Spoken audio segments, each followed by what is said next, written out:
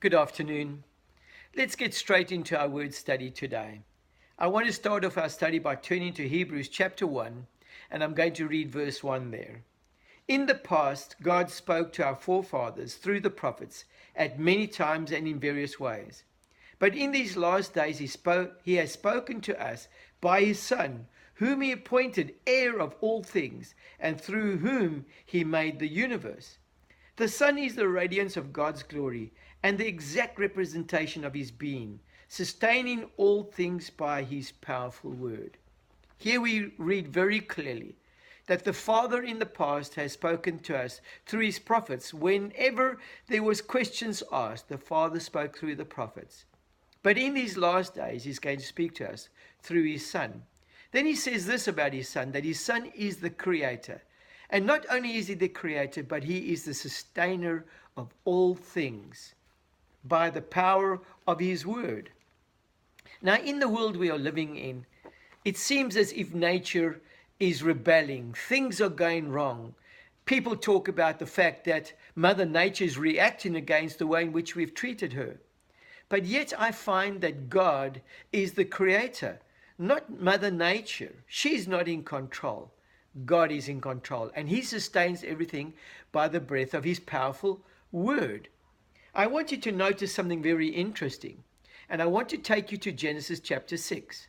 Here in Genesis chapter 6, a flood takes place, a flood that destroys the world.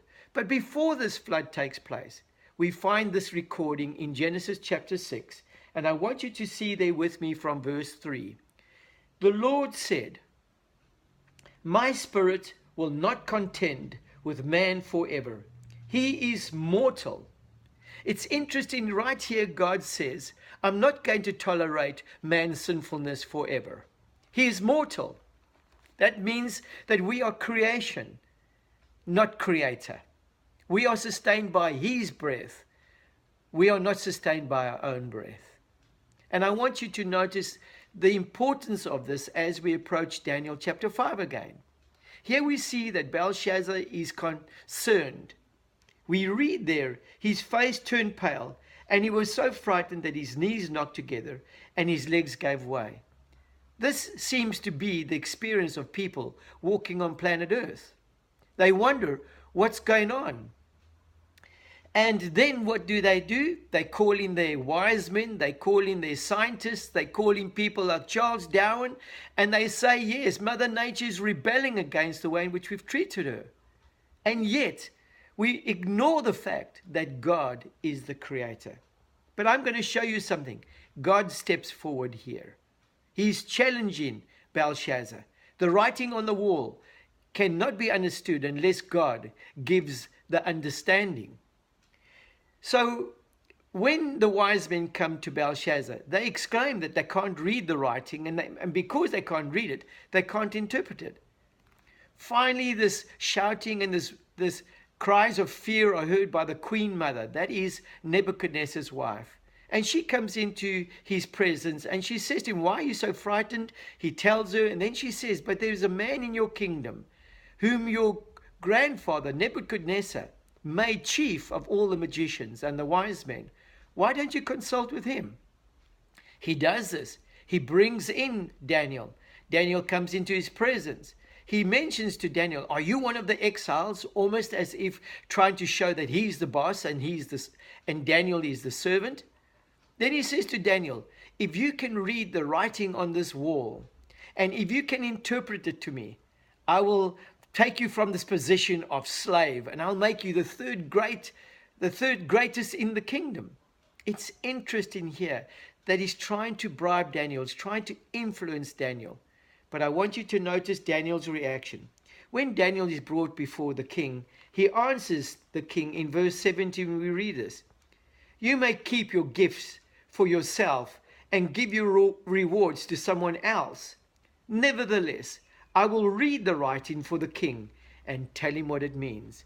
Now it's interesting. Here Daniel says, I can read the writing and I understand what it means. But just before he does this, Daniel decides to give Belshazzar a little bit of a history lesson. And he takes him on the journey that his grandfather Nebuchadnezzar had.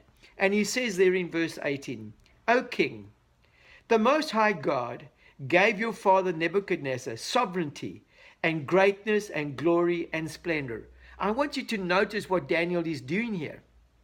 He says any power that your grandfather had, any sovereignty that your grandfather had, was given to him by the King of the universe. Because of his high position he gave him, all the peoples and nations and men of every language dreaded and feared him. It's interesting that because of his high position, Daniel says, people feared him. And yet here we see the God, the King of the universe, and people aren't afraid of him. Belshazzar doesn't bow the knee. Then he says, those the king wanted to put to death, he put to death.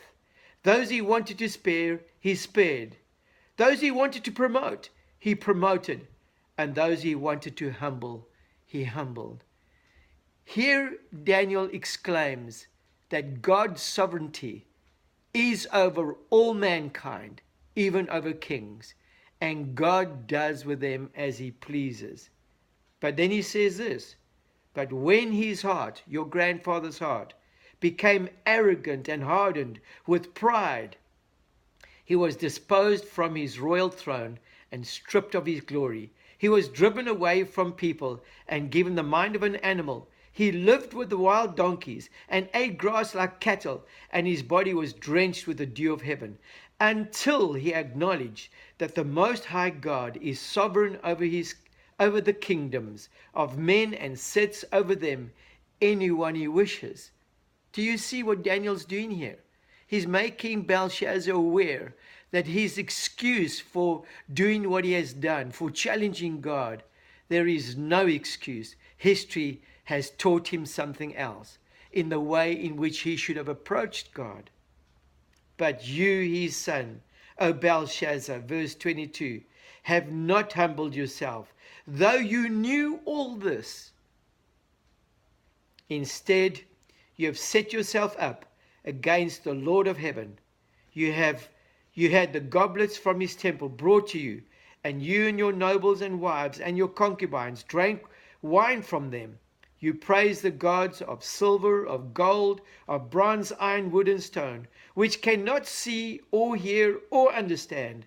But you did not honor the God who holds in his hand your life and all your ways. Daniel is making it very clear to him. You have challenged God, and he is now stepped forward. And what is about to happen to you is the decision of the sovereign God. In our next study, I'm going to show you what the writing of the wall is all about. But the question I want to ask you here, have you stepped over the line? Have you in your pride perhaps stood up and not acknowledged God as sovereign over your life? History teaches us that God is sovereign and he does as he pleases. Won't you humble yourself before him? We are about to find out that not only is he sovereign, but he is the judge. And he will determine the destinies of all mankind. May God bless you today as you humble yourself before the Creator of the heavens and of the earth.